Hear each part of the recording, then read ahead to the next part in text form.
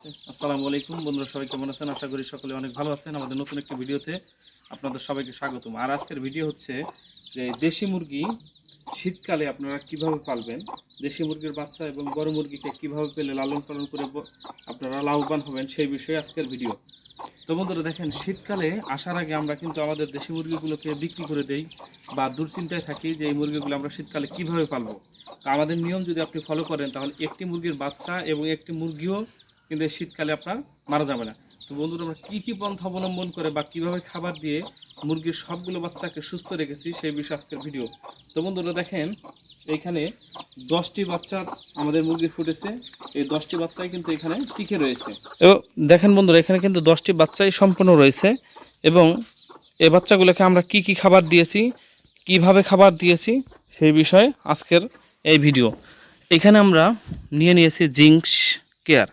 এই zinc care এই সিরাপটা দিলে আপনার অনেক উপকার হয় কিন্তু মুরগির। এটা দিলে মুরগির কিন্তু অনেক উপকার হয়, যেমন দৈহিক গঠন ও ওজন বৃদ্ধিতে সহযোগিতা করে, হাড়ের গঠন ও স্বাভাবিক মজবুত করে এবং সঠিকভাবে পালক ও লোম গজাতে এবং সৌন্দর্য বৃদ্ধিতে, রোগ প্রতিরোধক ক্ষমতা এবং খাদ্যের রুচি বৃদ্ধিতে। তাহলে দেখেন, এটা যদি আপনারা দেন তাহলে এই মুরগির বাচ্চাগুলো রোগ প্রতিরোধক ক্ষমতা বেড়ে যাবে এবং শীতকালে কোনো ধরনের রোগে আক্রান্ত হবে না। তারপরে আমরা দিই টেট্রাভেট। এই টেট্রাভেটটাও কিন্তু রোগ প্রতিরোধক ক্ষমতা বৃদ্ধি করে।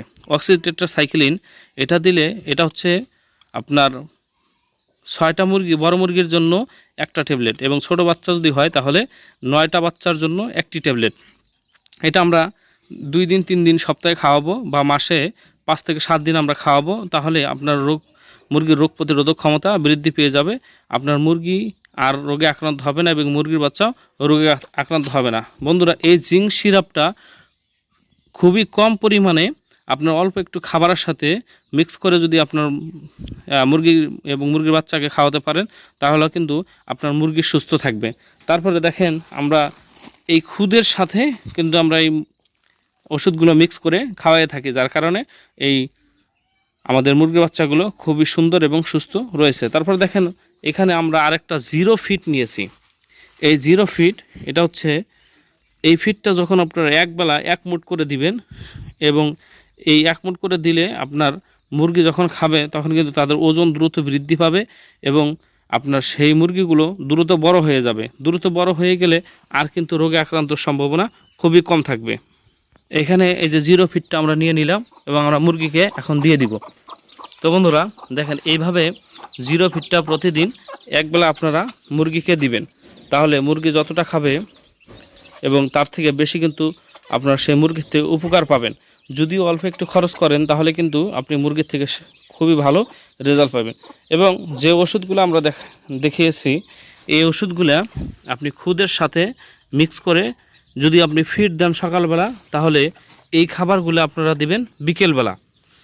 তাহলে কিন্তু আপনার মুরগি সুস্থ থাকবে। আর যদি দুইটা একসাথে দিয়ে দেন তাহলে কিন্তু ডাবল ডোজ পড়তেছে এবং এই ফিডটারও কিন্তু অনেক গুণাগুণ রয়েছে এবং ওষুধগুলোরও কিন্তু অনেক কার্যকারী ক্ষমতা রয়েছে, যার কারণে দুইটা একসাথে আপনারা কখনোই দিবেন না। এবং সকালবেলা যদি আপনারা ফিড দেন তাহলে বিকেলবেলা ওষুধগুলো দিবেন এবং সকালবেলা যদি আপনি ওষুধ দেন তাহলে বিকেলবেলা আপনারা ফিড দিবেন। এরকম অল্টারনেট করে যদি দেন তাহলে আপনার মুরগি একটিও মারা যাবে না। আর বন্ধুরা, আরেকটা জিনিস খেয়াল রাখতে হবে, সকালে যখন আপনারা মুরগির বাচ্চাগুলো ছেড়ে দিবেন, অবশ্যই যখন কুয়াশা শুকিয়ে যাবে তারপরে কিন্তু আপনারা মুরগির বাচ্চা ছেড়ে দিবেন। তা না হলে সকালে যখন আপনারা কুয়াশার মধ্যে ছেড়ে দেন, সেই কুয়াশাটা যদি মুরগি খায় তাহলে তার কিন্তু রোগ প্রতিরোধক ক্ষমতা হ্রাস পায় এবং রোগে আক্রান্ত হওয়ার সম্ভাবনা খুবই বেশি থাকে।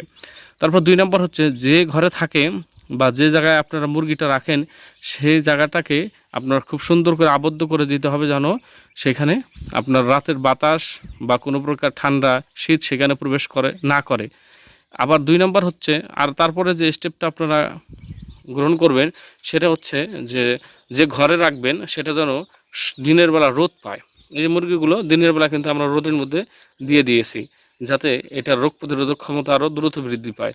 আর আপনারা যদি একটা ছায়া জায়গায় রেখে দেন তাহলে কিন্তু সেই মুরগিগুলো রোদ পাবে না এবং এটা রোগ প্রতিরোধক ক্ষমতা বৃদ্ধি পাবে না, রোগে আক্রান্ত হওয়ার সম্ভাবনা বেড়ে যাবে। আর রোদের মধ্যে রাখলে তাহলে এটার অনেক দিক থেকে অনেক রেজাল্ট পাবেন। ভিটামিন D3 থাকার কারণে এগুলো হাড়গুলো আরও দ্রুত মজবুত হবে।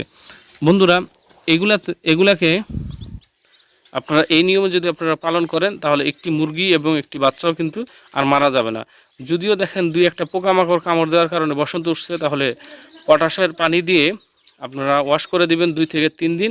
এবং এই যে টেট্রাভেট আছে এটা যদি আপনারা ঠিকমতো খাওয়াতে পারেন, আর সাথে যদি জ্বরের জন্য নাফা অথবা রিনোভা সিরাপ একটু একটু করে খাওয়াতে পারেন, তাহলে কিন্তু আপনার ওই বসন্ত রোগটা থাকবে না। তো বন্ধুরা, আমাদের চ্যানেলে যদি আপনারা নতুন হয়ে থাকেন অবশ্যই আমাদের চ্যানেলটিকে সাবস্ক্রাইব করে দেবেন এবং পাশে থাকা বেল আইকনটি প্রেস করে দিবেন।